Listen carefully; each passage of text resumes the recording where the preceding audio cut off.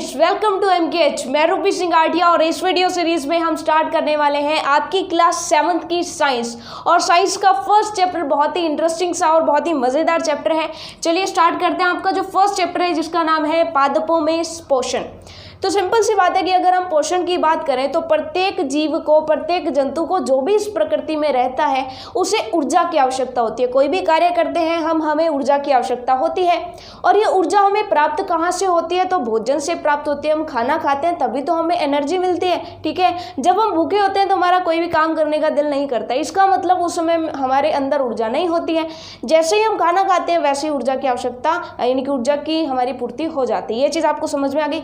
तो इस प्रकृति में जितने भी जीव और जंतु हैं सभी को भोजन की आवश्यकता होती है। ये चीज़ आपको समझ में आ गई, यानी कि पोषण की आवश्यकता होती है। ठीक है, अब कुछ तो जीव जंतु ऐसे होते हैं जैसे कि वृक्ष हैं या पादप हैं, तो ये तो क्या करते हैं, अपना भोजन अपने आप बना लेते हैं। वायुमंडल में से कुछ चीज़ें उठाते हैं और अपना भोजन अपने आप बना लेते हैं। ठीक है, लेकिन कुछ जीव जंतु ऐसे होते हैं जो इन पादपों द्वारा बनाया हुआ जो भोजन होता है उस पर निर्भर करते हैं। ठीक है, जैसे सिंपल सी बात है कि आपने पढ़ा होगा कि जो पादप होते हैं वो क्या करते हैं, यानी कि मान लीजिए कि जो पेड़ हैं वो क्या करते हैं कि प्रकृति से क्या ले लेंगे, प्रकृति से कार्बन डाइऑक्साइड गैस ले लेंगे। ठीक है, इसी के साथ जड़, जब यानी कि जड़ों से क्या ले लेंगे, पानी ले लेंगे, यानी कि जल ले लेंगे, जल ले लेंगे, पोषक पदार्थ ले लेंगे। ठीक है, और सूर्य की उपस्थिति में अपना क्या बना लेंगे, भोजन बना लेंगे। और भोजन बनेगा कब, इनकी पत्तियों में बनेगा। और पत्तियों में हरे रंग का पदार्थ होता है, कौन सा, क्लोरोफिल। तो हमने ये पढ़ा होता है कि जो पादप होते हैं वो क्लोरोफिल और सूर्य के प्रकाश की उपस्थिति में कार्बन डाइऑक्साइड गैस लेकर के तथा जल एवं पोषक पदार्थ का यूज करके अपना भोजन समय बनाते हैं। ठीक है, तो ऐसे जो जीव होते हैं उन्हें बोलते हैं हम स्वपोषी जीव। कौन से जीव? स्वपोषी, यानी कि जो अपना भोजन खुद बनाते हैं उन्हें हम क्या कहते हैं, स्वपोषी। अब आप कहेंगे हमारा भी भोजन हम खुद बनाते हैं, किचन में खुद ही तो बना करके खाते हैं ना। हमारे माता जी या जो भी है हमारे घर में वो हमें खाना बना करके देते हैं, लेकिन एक्चुअल में वो खाना आता तो है ना कहीं से। जैसे आप सब्जियां बनाते हो तो वो सब्जियां आती कहाँ से, हम खुद बनाते हैं क्या? नहीं बनाते। वो सब्जियां कौन बनाते हैं? पेड़ पौधों से हमें मिलती हैं। ठीक है, यानी कि कुछ ऐसे जीव जंतु हैं जो अपने भोजन के लिए दूसरे जीव जंतुओं पर निर्भर करते हैं। ऐसे जीव जंतुओं को हम क्या कहते हैं? विषम पोषी जीव कहते हैं। यानी कि पोषण प्राप्त करने की इस पूरी प्रकृति में दो विधियां होती हैं। ठीक है, एक तो होती है स्वपोषी जो स्वयं अपना खाना बनाते हैं, और एक होती है विषम पोषण, विषम पोषी जीव। ठीक है, ऐसे जीव जो अपने पोषण के लिए, अपने भोजन के लिए दूसरे जीवों पर निर्भर करते हैं उन्हें क्या कहते हैं? विषम पोषी जीव कहते हैं। जैसे कि मनुष्य हो गए, जैसे कि बाकी के सारे जीव जंतु हो गए। वो क्या करते हैं, जैसे बकरी है, मान लो बकरी क्या खाती है? घास खाती है। घास कहाँ से आता है? सिंपल सी बात है, पादपों से आता है ना। ठीक है, लेकिन पादप अपना खाना कहाँ से प्राप्त करते हैं? पादप क्या करते हैं? पादप के अंदर क्लोरोफिल होता है। ठीक है, ये क्लोरोफिल क्या होता है सब कुछ हम आगे पढ़ेंगे, टेंशन बिल्कुल आपको लेनी नहीं है, सब कुछ आपको समझ में आएगा। ठीक है, तो क्लोरोफिल पत्तियों में पाया जाता है जो कि हरे रंग का एक पदार्थ होता है। ठीक है, तभी तो पत्तियों का रंग हरा होता है ना, उसमें क्लोरोफिल नाम का पदार्थ पाया जाता है। ठीक है, उस क्लोरोफिल की उपस्थिति में और सूर्य के प्रकाश की उपस्थिति में ये जो पेड़ पौधे होते हैं ये वायुमंडल, यानी कि जो हमारे आसपास की हवा है उसके अंदर से कार्बन डाइऑक्साइड गैस लेते हैं और उनकी जड़ों में हम सुबह उठ करके पानी डालते हैं, वो पानी लेते हैं, जड़ों से पानी ऊपर पहुंचता है और इसी के साथ साथ हम खाद वगैरह डालते हैं तो वो पोषक पदार्थ भी ये ले लेते हैं और उन पोषक पदार्थों को सबको इकट्ठा करके अपना खाना बना लेते हैं। ये चीज़ आपको समझ में आ गई। अब जो एक्स्ट्रा खाना होता है वो फलों के रूप में इनमें स्टोर हो जाता है और फल तोड़ करके हम खा लेते हैं, यानी इनका जो भोजन बना हुआ होता है एक्स्ट्रा भोजन, उसको हम क्या कर लेते हैं? खा लेते हैं, यूज कर लेते हैं। इसका मतलब ऐसे जीव जो खुद अपना भोजन बनाते हैं वो स्वपोषी, और ऐसे जीव जो खुद अपना भोजन नहीं बनाते हैं उन्हें विषम पोषी जीव कहते हैं। ये चीज आपको समझ में आ गई। उसके बाद पहला क्वेश्चन तो ये बन गया कि स्वपोषी और विषम पोषी में अंतर स्पष्ट कीजिए। ठीक है, दूसरा क्वेश्चन हमारा ये बनता है कि आप बताइए कि पादप जो है वो अपना भोजन किस प्रकार से बनाते हैं। तो आपको एक ही लाइन में लिखना है कि क्लोरोफिल और प्रकाश की उपस्थिति में जो पादप होते हैं वो कार्बन डाइऑक्साइड वायुमंडल से लेकर के भूमि से जल एवं पोषक पदार्थ लेकर के अपना भोजन समय बनाते हैं। ये चीज़ आपको समझ में आ गई, ठीक है।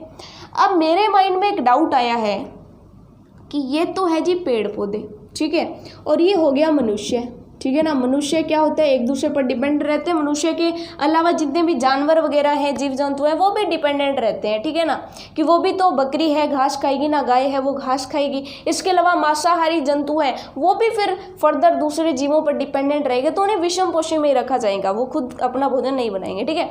अब यहाँ पे एक माइंड में मेरे क्लियर नहीं हो रहा कि ये जो मनुष्य है उसके लिए क्या सूर्य उपलब्ध नहीं है क्या? तो आप कहेंगे सूर्य तो सबके लिए उपलब्ध है। वायुमंडल में कार्बन डाइऑक्साइड है क्या? तो आप कहेंगे बिल्कुल है। तो क्या ये मनुष्य सांस के द्वारा कार्बन डाइऑक्साइड गैस अंदर नहीं ले सकता? तो आप कहेंगे बिल्कुल ले सकता है।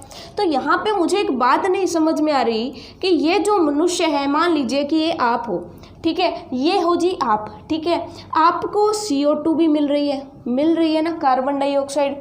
अच्छा, पानी पीते हो क्या आप? बिल्कुल, जल भी पीते हो, ठीक है। पोषक पदार्थ भी आप मान लो कि आपको मिल जाएगा, ठीक है, ये चीज़ आपको समझ में आ गई। सूर्य का प्रकाश भी आपको मिलता है क्या? तो आप कहेंगे बिल्कुल मिलता है। जब सूर्य का प्रकाश मिल रहा है, सारी चीज़ें मिल रही हैं जो पादप को चाहिए, तो फिर आप अपना भोजन समय क्यों नहीं बना सकते? आप पेड़ पौधों पर डिपेंडेंट क्यों रहते हो? ये मेरे माइंड में डाउट है। तो आपको थोड़ा सा सोचना पड़ेगा कि देखिए यहाँ पर कार्बन डाइऑक्साइड, इसके और सूर्य के प्रकाश के अलावा एक और चीज़ की ज़रूरत होती है। वो कौन सी चीज़ होती है? क्लोरोफिल, जिसका रंग हरा होता है। क्या हमारी बॉडी में कोई भी ऐसा पार्ट है क्या जिसका रंग हरा होगा? आप कहेंगे बिल्कुल नहीं है। इसका मतलब मनुष्य के अंदर क्या नहीं पाया जाता? क्लोरोफिल नहीं पाया जाता। और क्लोरोफिल नहीं होगा तो भोजन बनेगा क्या? बिल्कुल नहीं बनेगा। इसका मतलब हमारे शरीर में भोजन नहीं बन सकता है। क्यों? क्योंकि हमारे शरीर के अंदर क्लोरोफिल नहीं होता है। तो तीसरा क्वेश्चन हमारा ये हो गया कि मनुष्य के अंदर ये सारी परिस्थितियां होते हुए भी भोजन क्यों नहीं बन सकता, यानी मनुष्य जो है वो स्वपोषी क्यों नहीं होता है। ये चीज़ आपको समझ में आ गई ना, ठीक है। तो चलिए फिर फटाफट से इतना जो हमने समझा ना, उसके क्वेश्चंस क्या क्या बनेंगे और हमें जो है उसका आंसर किस टाइप से देना है, थोड़ा सा यहाँ पर समझ लेते हैं। मैं आपको बता दूं कि यहाँ पर केवल और केवल आपको समझने पर ध्यान देना है, क्योंकि आपको ये जो भी हम पढ़ रहे हैं उसकी PDF मिलेगी बाकायदा, ठीक है। तो वहाँ से आप इसके बेहतर तरीके से नोट्स बनाइएगा। फिलहाल आपको केवल और केवल समझने पर ध्यान देना है। यहाँ से आप केवल और केवल शॉर्ट नोट्स बनाइए, ठीक है। अब चलिए फटाफट से चलते हैं कि पहला क्वेश्चन हमारा बन रहा था कि पोषण किसे कहते हैं। तो सिंपल सी बात है कि कोई भी जीव है वो भोजन ग्रहण करता है तो उसे हम क्या कहेंगे? पोषण कहेंगे। तो सिंपल सी बात है, पहला क्वेश्चन है पोषण किसे कहते हैं, तो आप कहोगे कि संजीवों द्वारा भोजन ग्रहण करने की जो विधि होती है उसे ही क्या कहते हैं? हम पोषण कहते हैं, यानी कि भोजन ग्रहण करने की विधि। अब भोजन ग्रहण कौन करेंगे? संजीव करेंगे ना, जो जीते जागते हैं वही तो भोजन ग्रहण करेंगे। ये चीज़ आपको समझ में आ गई।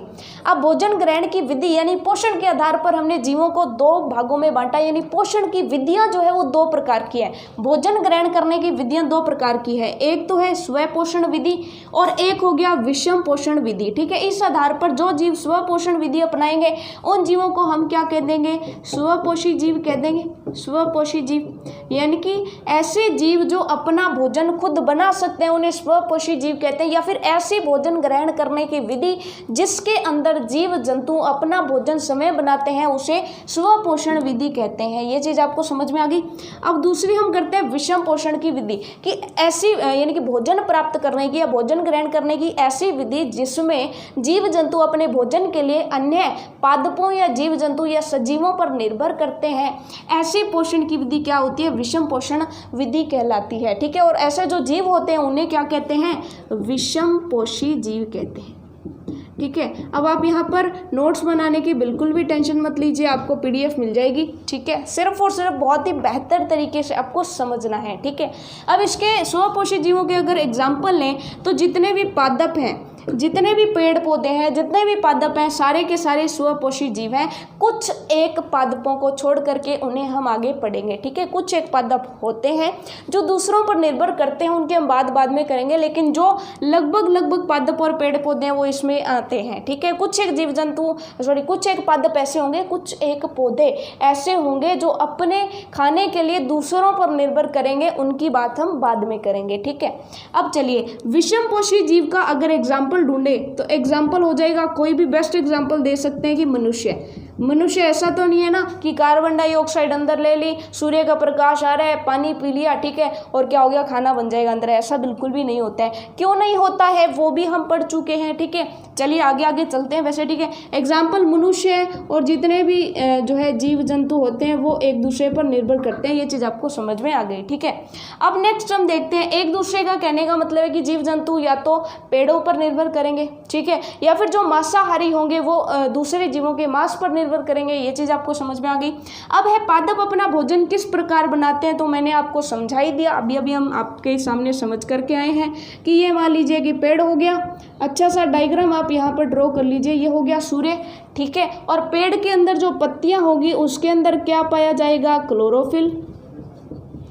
और ये जो क्लोरोफिल है ना, ये सबसे महत्वपूर्ण शर्त है, जो कि हरे रंग का होता है। सबसे महत्वपूर्ण शर्त है कि ये अगर है तो ही खाना बनेगा, अदरवाइज खाना नहीं बनेगा, ठीक है। किस चीज़ों का यूज़ करके, कार्बन डाइऑक्साइड गैस का यूज़ करके, और जड़ों से यानी कि भूमि से हमें क्या मिलेगा, जल मिलेगा और खनिज लवण मिलेंगे। क्या मिलेगा, जल और खनिज लवण, ठीक है। सूर्य से हमें क्या मिलेगा, प्रकाश ऊर्जा मिलेगी। ये चीज़ आपको समझ में आ गई, ठीक है। और वायुमंडल से यानी कि हवा से हमें क्या मिलेगी, CO2 मिलेगी। ये चीज़ आपको समझ में आ गई। ये सारी चीज़ें इकट्ठी कर लेंगे। प्रकाश और क्लोरोफिल की उपस्थिति में पादपों के अंदर भोजन बनता है, ठीक है। लिखने की टेंशन लेनी नहीं है, PDF आपको मिलेगी बाकायदा, उसमें सारे के सारे क्वेश्चन होंगे, सारे के सारे बेहतर तरीके से उसमें आंसर दिए होंगे, उसको आप पढ़ सकते हैं, ठीक है। अब चलते हैं नेक्स्ट। पादपों की तरह हमारा शरीर भी CO2, जल तथा खनिज लवण से अपना भोजन समय क्यों नहीं बना सकता, क्योंकि सिंपल सी बात है कि हम चलो जल भी पी लेंगे, खनिज लवण खा लेंगे, जो प्रकाश है वो हमें मिल रहा है, CO2 हम सूंघ लेंगे, लेकिन क्लोरोफिल कहाँ से लाएंगे, क्लोरोफिल तो है ही नहीं ना हमारे अंदर, ठीक है।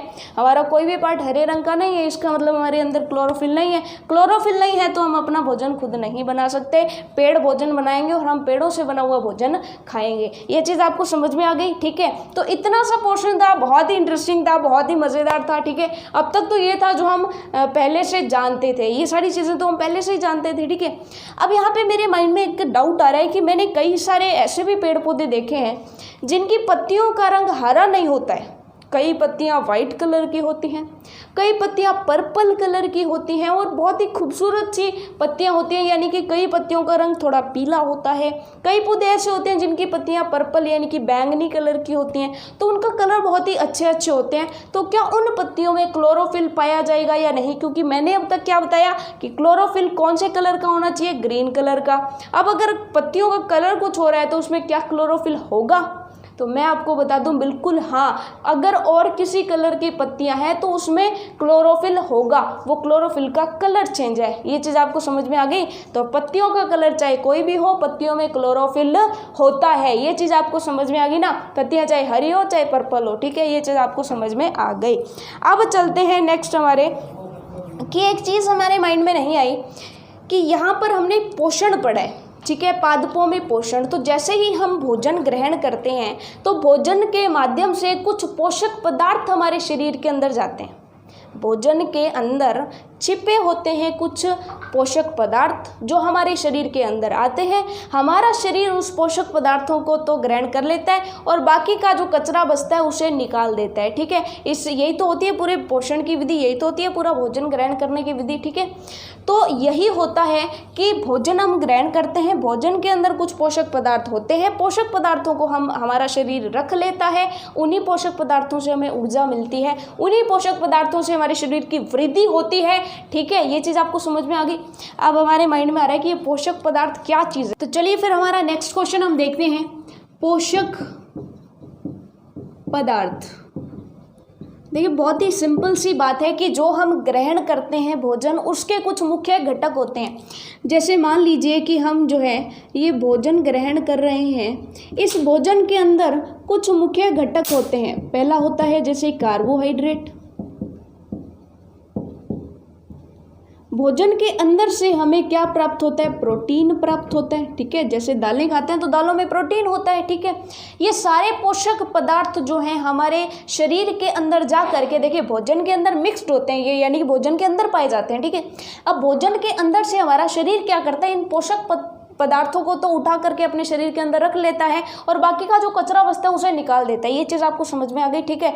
यानी कि सिंपल सी बात है कि भोजन के कुछ घटक होते हैं पोषक पदार्थ जो हमारे शरीर की वृद्धि, विकास, रखरखाव और ऊर्जा के लिए हमारे लिए आवश्यक होते हैं। ये चीज़ आपको समझ में आ गई। कौन कौन से होते हैं उनको देख लेते हैं। कार्बोहाइड्रेट होती है, प्रोटीन होते हैं, तीसरी जो है वो होती है वसा। वसा सिंपल सी बात है जैसे दूध, दही, मक्खन में होती है, ठीक है। उसके अलावा चौथी जो चीज़ है वो है अनेकों और भी खनिज लवण होते हैं, ठीक है ना। अनेकों और भी अलग अलग प्रकार के खनिज लवण होते हैं। इसके अलावा कुछ जैसे हमें रोग हो जाते हैं, जैसे मान लीजिए कि कोई हमें हल्की सी सर्दी जुकाम हो गया, ठीक है, तो कई बार ऐसा होता है कि हम दवाई नहीं भी लेते हैं तो भी हम ठीक हो जाते हैं, ठीक है। तो वो किस वजह से? क्योंकि भोजन के अंदर क्या पाए जाते हैं?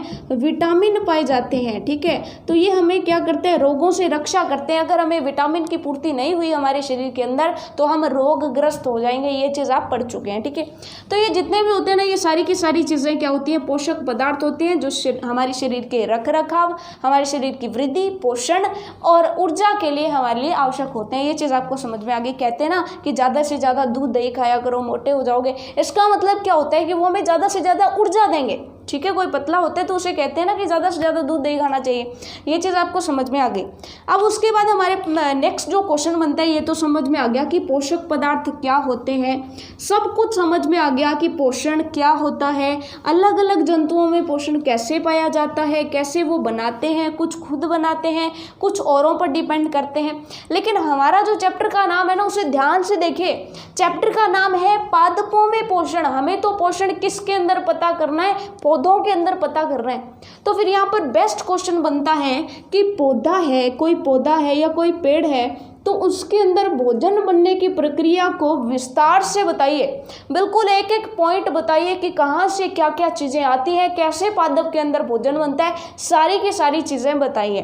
तो अब मैं आपको बता दूं कि जैसे हमारे घर में किचन होती है ना, वैसे पेड़ के अंदर जो किचन होती है ना, वो होती है पेड़ों की पत्तियाँ जो हरे रंग की होती है। यानी कि जो पत्तियाँ होती हैं वो होती हैं इनकी किचन, यानी कि इसके अंदर खाना बनता है। ये चीज़ आपको समझ में आ गई। और यहाँ पर खाना बनता है तो यहीं से तो ऊर्जा उत्पन्न होती है। तो इसीलिए पत्तियों को क्या करते हैं? पूरे पेड़ की जो है ऊर्जा गृह के रूप में जाना जाता है, क्योंकि यहीं पर तो ऊर्जा बनती है। यहाँ पर खाना बनेगा तो यहाँ पर संपूर्ण ऊर्जा होगी और वो ऊर्जा धीरे धीरे सभी पार्ट्स में जाएगी। तो पौधे का ऊर्जा गृह किसको बोला जाता है? उसकी पत्तियों को बोला जाता है। ये चीज़ आपको समझ में आ गई, ठीक है। चलिए, ये चीज़ हमें समझ में आ गई। अगर पौधे की पत्तियां काट दी जाए तो वो जो है पौधा कम ही जीवित रह पाता है। ये चीज़ आपको समझ में आ गई। अब चलते हैं नेक्स्ट कि इसमें कौन कौन सी चीज़ों की ज़रूरत होती है। स्टेप बाय स्टेप हम सब कुछ समझते हैं। तो पहला पॉइंट तो इसमें यह आता है कि सबसे पहले हम नीचे से चलते हैं कि मृदा से हमें क्या क्या मिलती है। ये है पेड़, और पेड़ की ज़मीन के नीचे इस पेड़ की होगी जड़ें, ठीक है। सब कुछ आपको PDF मिलेगी, आपको वहाँ से लिखना है, ठीक है। अब पेड़ की जड़ जो है वो पेड़ को मृदा से क्या निकाल करके देती है? एक तो जल निकाल करके देती है। जैसे ही हम पानी डालेंगे तो जल जो है किस में जाएगा? जड़ों में। जड़ जल को पकड़ेगी और ऊपर पहुँचा देगी। ये चीज़ आपको समझ में आ गई, ठीक है। ये चीज़ हमें समझ में आ गई। इसके अलावा हमने कोई खाद वगैरह डाली है तो खाद के अंदर क्या पाए जाएंगे? खनिज लवण पाए जाएंगे। और बहुत सारे जंतु भी हैं जो यहाँ पर खाद जो है उपलब्ध कराते हैं जड़ों को, और जड़ें जो है ऊपर जो है पोषक तत्वों को, खनिज लवणों को पहुँचाती है, ठीक है। इन सब के बारे में जानेंगे। फिलहाल सिर्फ ऊपर से समझ लो कि जल और खनिज लवण अवशोषित कौन करता है? जड़ें अवशोषित करती हैं, मिट्टी से अवशोषित करती हैं और तने के माध्यम से ऊपर पहुंचाती है। अब तने के माध्यम से ऊपर पहुंचाती है तो क्या तने में कोई पाइप लगी होती है? क्या तने में कोई नली लगी होती है क्या कि उस पाइप से जो है हमारे जल और खनिज लवण ऊपर जाएंगे? तो मैं बिल्कुल बता दूं कि तने के अंदर बिल्कुल ऐसी नलियां होती हैं, पाइप होती हैं, आप कुछ भी कह सकते हैं, ठीक है, जिनको क्या बोलते हैं? वाहिकाएं बोलते हैं। वाहिकाएं बोलते हैं, सिंपल सी बात। वाहिकाएं, कि तने में वाहिकाएं उपस्थित होती हैं। वाहिकाएं मतलब किसी चीज़ का वहन कराना, ठीक है। तो इससे जल और खनिज लवण ऊपर जाएंगे और जो खाना बनेगा, खाने से जो ऊर्जा बनेगी वो इसी वाहिका से दोबारा से तने पर और जड़ तक पहुंचेगी। ये चीज़ आपको समझ में आ गई। यानी ट्रांसपोर्टेशन का काम करती है, लेकर के जाती है, लेकर के आती है। ये चीज़ आपको समझ में आ गई। अब ये जो खनिज लवण और जल है वो तो पत्ती में आ गई जी। खनिज लवण और जल तो आ गई।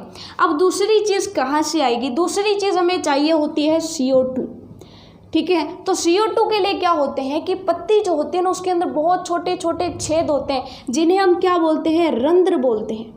जैसे मान लीजिए कि ये पत्ती है, तो इस पत्ती के अंदर आपने देखा होगा कि इस तरह से एक डिज़ाइन होता है, इस तरह से पत्तियों के अंदर छोटे छोटे धागेनुमा संरचना सी होती हैं। तो वो तो होती है वाहिकाएं। इन वाहिकाओं से पहले इन वाहिकाओं से आएगा, फिर इन पत्तियों में आएगा, और यहाँ पर तो क्या हो जाता है? जल और खनिज पहुँच गया, ठीक है। उसके बाद पत्तियों के अंदर छोटे छोटे छेद होते हैं जिन्हें हम क्या कहते हैं? सूक्ष्म छिद्र होते हैं, रंध्र इनको बोला जाता है, ठीक है।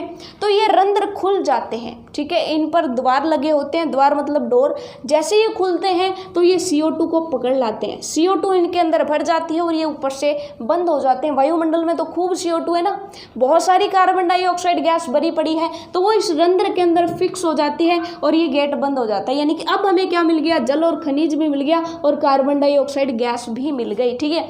इधर से सुबह सुबह निकलता है सूरज और इधर से क्लोरोफिल हमारे पढ़ाई है, तो इसका मतलब यहाँ पर क्या होता है? भोजन निर्माण होता है। अब देखिए, इसको एक समीकरण द्वारा हम बनाते हैं कि एक तो हमें चाहिए कार्बन डाई ऑक्साइड गैस, ठीक है। इसके साथ साथ हमें क्या चाहिए? प्लस में हमें चाहिए जल, प्लस में हमें क्या चाहिए? खनिज लवण, ठीक है। तो ये चीज़ें तो हमने ले ली, ठीक है। अब देखिए, इन चीज़ों से बनेगा क्या? इन चीज़ों से खाना बनाना है ना, तो खाने में क्या बनता है कि जब ये सारी चीज़ें मिल जाती हैं तब हमें चाहिए प्रकाश, प्रकाश चाहिए, और इसके साथ क्या चाहिए? क्लोरोफिल। यानी कि प्रकाश और क्लोरोफिल की उपस्थिति चाहिए। ये चीज़ आपको समझ में आ गई। और यहाँ पर हमारा क्या बनता है? यहाँ पर हमारा बनता है कार्बोहाइड्रेट, पोषक पदार्थ बनता है कार्बोहाइड्रेट। ये चीज़ आपको समझ में आ गई। प्लस क्या बनती है? ऊर्जा बनती है। प्लस क्या बनती है? ऑक्सीजन गैस बनती है, ऑक्सीजन गैस बनती है। और ये जो कार्बोहाइड्रेट होता है ना, उसी को हम क्या कहते हैं? शर्करा स्टार्च। क्योंकि शर्करा जो होती है ना, जो आलू के अंदर पाई जाती है, या मंड जिसको बोलते हैं, वो इसी का एक रूप होती है, ठीक है। शर्करा स्टार्च जो होती है ना, वो इसी का एक रूप होती है। ये पौधों के अंदर स्टोर हो जाती है। पौधे जो भी ऊर्जा मिलती है उसका तो यूज़ कर लेते हैं।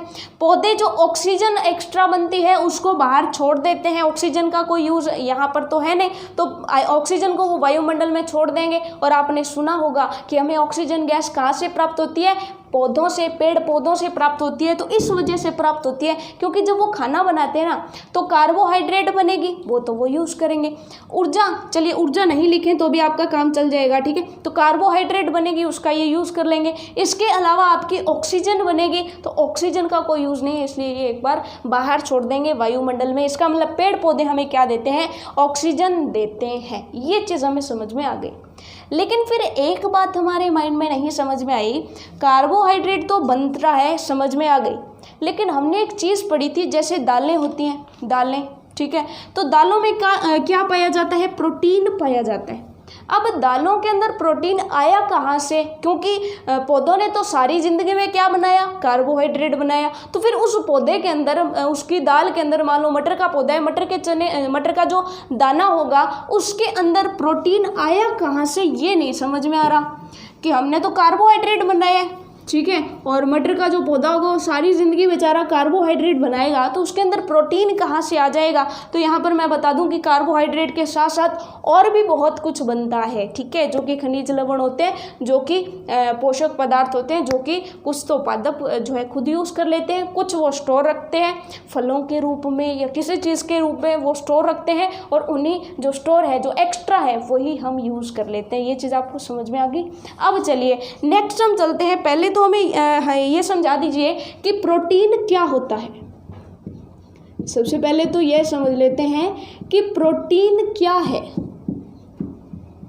पहली चीज़ हमें समझ में आ गई, ठीक है। दूसरा फिर हम देखेंगे कि प्रोटीन बनता कैसे है, ठीक है।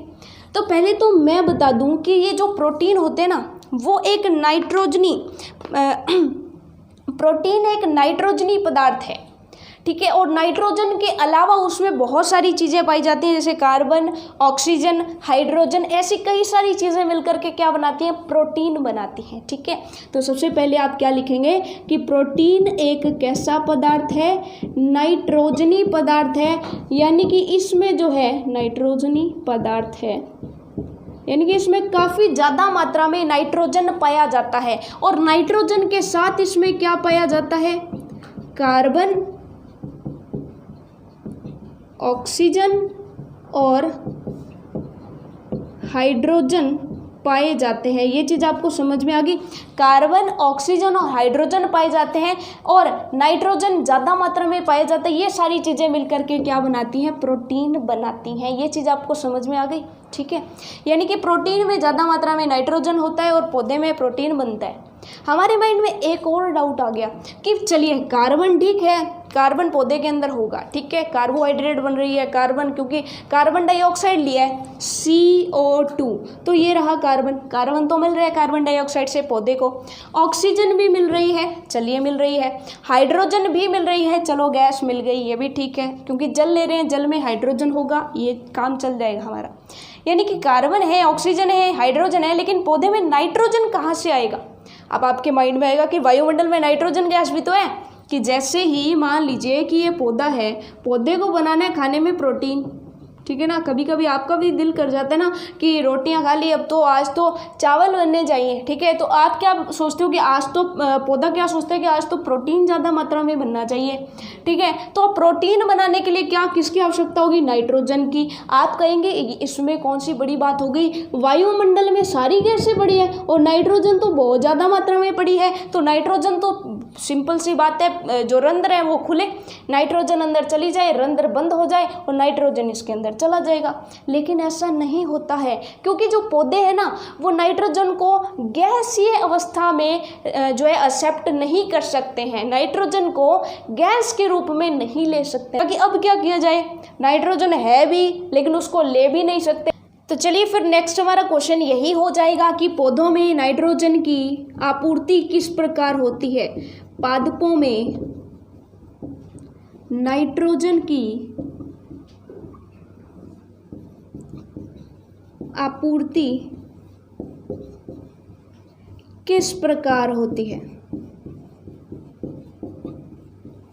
कि पौधों में नाइट्रोजन आती कहाँ से है। ठीक है, सिंपल सी बात है कि पौधे को बनाना है प्रोटीन और प्रोटीन बनाने के लिए नाइट्रोजन चाहिए, तो पौधा नाइट्रोजन लाएगा कहाँ से, वायुमंडल से सीधा एक्सेप्ट कर नहीं सकता है। ठीक है ना। तो देखिए साइंस कितनी जो है कितनी इंटरेस्टिंग होती जा रही है। हम यहाँ पर जो है अनेक तरह के क्वेश्चंस पूछ रहे हैं और क्वेश्चंस के आंसर हमारे को मिलते जा रहे हैं, तो हमारी जो नॉलेज है ना वो धीरे धीरे बढ़ती जा रही है। तो बिल्कुल ऐसा ही पैटर्न रहेगा हमारा साइंस पढ़ने का कि एक एक कंसेप्ट को हम बहुत ही अच्छे से क्लियर करेंगे, क्योंकि साइंस का मतलब केवल कुछ पढ़ लेना या याद कर लेना नहीं होता, सारी चीज़ों को क्लियर करना होता है कि अगर हमें कोई कंसेप्ट समझना पड़ जाए तो हमारे माइंड में जो है एकदम से आ जाए कि हाँ इसमें कुछ ऐसा ऐसा होता है, तब ऐसा ऐसा करके ऐसा होता है। ठीक है, यही साइंस होती है। तो चलिए फिर ये जो क्वेश्चन है हमारा इसको समझते हैं कि देखिए नाइट्रोजन तो खूब सारी पड़ी है वायुमंडल में, लेकिन रंध्र खुलते भी हैं लेकिन नाइट्रोजन अंदर आती नहीं है। अब क्या किया जाए, तो एक्चुअल में क्या होता है कि जो पौधे होते हैं ना, पौधों की जड़ें कहाँ पर होती है, मिट्टी में,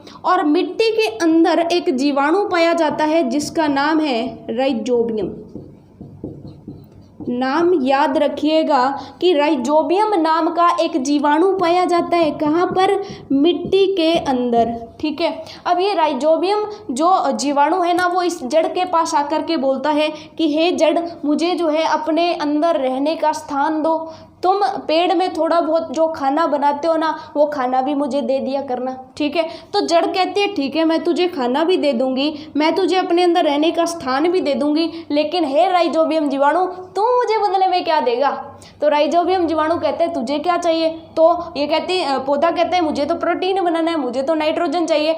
और तो राइजोबियम जीवाणु क्या कहता है कि चलो एक काम करो, जो तुम्हारा गैस रूप में नाइट्रोजन है ना, यानी नाइट्रोजन गैस अवस्था में, मैं उसको पकड़ के जो है उसको पकड़ के नाइट्रोजन को पकड़ करके उसको गैसीय अवस्था में गैसीय अवस्था से विलेय पदार्थों में परिवर्तित कर दूंगा, यानी मिट्टी के अंदर घोल दूंगा।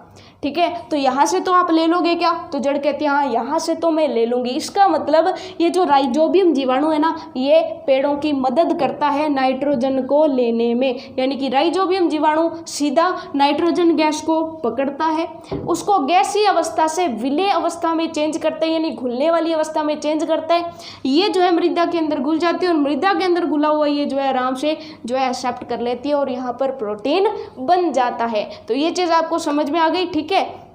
राइजोबियम जीवाणु और जो मृदा होती है वो आपस में जो है एक दूसरे के सहयोग से रहते हैं, ठीक है। इनके बीच में जो संबंध है इसको ऐसे जो है एक दूसरे के सहयोग से जो जीव रहते हैं उन्हें सहजीवी जो है कहते हैं। तो इनको हम आगे पढ़ेंगे, बहुत ही इंटरेस्टिंग सा, और इसका चैप्टर का आधा पार्ट हम नेक्स्ट वीडियो में पढ़ेंगे, ठीक है। बहुत ही इंटरेस्टिंग, आगे तो आपको बहुत मज़ा आने वाला है, क्योंकि हम आगे एक ऐसे पौधे के बारे में पढ़ेंगे जो कीट भक्षी होगा, यानी कीड़ों को खा जाएगा। वो मुंह खोलेगा, देखिए पौधा जो है वो फूल के रूप में मुंह खोलेगा और उसके अंदर जीव चला जाएगा तो वो बंद हो जाएगा, अंदर जीव फंस जाएगा, मर जाएगा और पौधा उसको खा जाएगा। आपने कभी देखा है क्या? सोच करके देखिए, एक ऐसा पेड़ जिसके पास कोई जाता और पेड़ उसको खा जाता है ना, कितना अजीब सा है। तो ऐसे पादपों के बारे में हम नेक्स्ट वीडियो में पढ़ेंगे। तो इस वीडियो में बस इतना ही। होपफुली आज का जो हमारा जो साइंस हमने स्टार्ट की ये लेक्चर आपको पसंद आया होगा, ठीक है। मिलते हैं नेक्स्ट लेक्चर में, तब तक के लिए all the best for your self studies.